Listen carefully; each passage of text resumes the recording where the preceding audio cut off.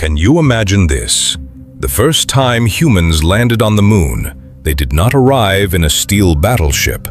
They arrived in something closer to an aluminum box, so thin that even a child could dent it with a punch. This is not an exaggeration. The lunar module of Apollo 11 had pressure vessel walls only about 0.3 millimeters thick, thinner than 2 sheets of A4 paper stacked together. This comes directly from official NASA data. Later, Neil Armstrong admitted that what scared him most was not aliens. It was the fear that one careless movement might puncture the cabin wall. Was this poor technology? No, it was physics. For every additional millimeter of wall thickness, the spacecraft would need around 50 more kilograms of fuel. More fuel means a larger rocket. A larger rocket needs even more fuel. This creates a vicious, unsolvable loop. Engineers call it the tyranny of weight. In the end, they made a radical decision. They built a flying aluminum foil box. Inside that fragile shell were 2 human lives. Outside was a vacuum so extreme that body heat alone could warp metal. Inside was normal air pressure, and even the tiniest leak would let oxygen rush out instantly. To prevent cabin leaks, astronauts had to carefully scrape moon dust off the hatch seals before closing the door. Moon dust is incredibly fine, fine enough to slip into ceiling rings. A gap as small as 0.01 millimeters could drain their oxygen in seconds.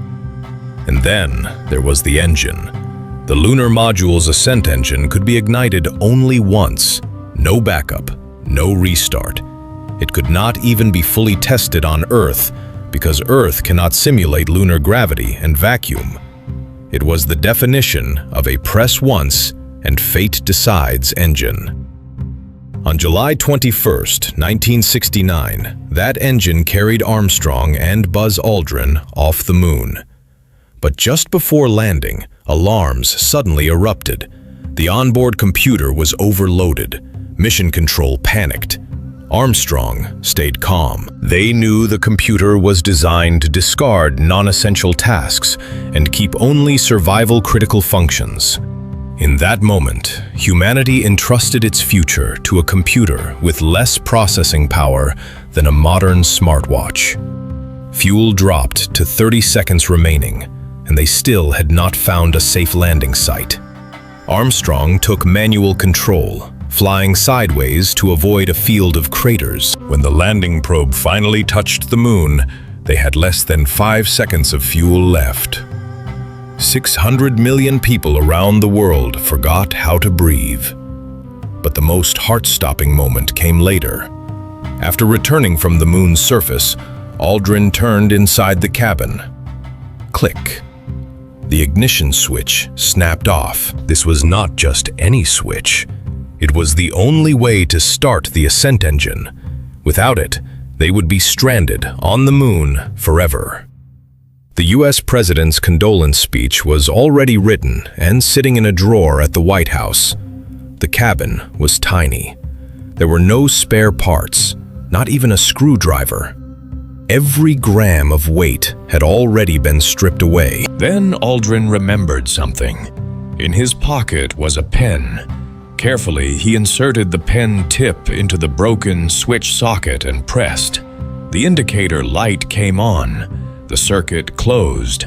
That single push pulled 2 men back from certain death. That pen now sits in a museum. The indentation from that desperate press is still visible on its barrel. The return journey was no less terrifying. During docking with the command module, their speed difference had to stay within 0.3 meters per second. Any faster, and the spacecraft would collide like cars in a crash. They had less than 10 seconds of fuel.